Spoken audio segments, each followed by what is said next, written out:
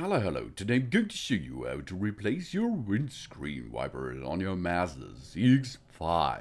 Let's perform the rear side.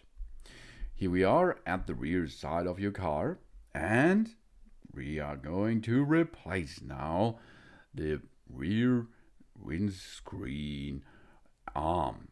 It's really easy. Raise the wiper arm and rotate the wiper blade to the right until it unlocks. Then remove the blade. Job's done. Okay, let's perform a new one. Carefully insert the new blade.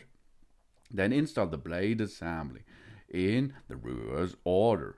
That means push it in position. Job's done. Here we are, back on the road. Nice job. Thanks for watching. Please subscribe me and give me a positive feedback. And I hope to see you again on my channel. Soon.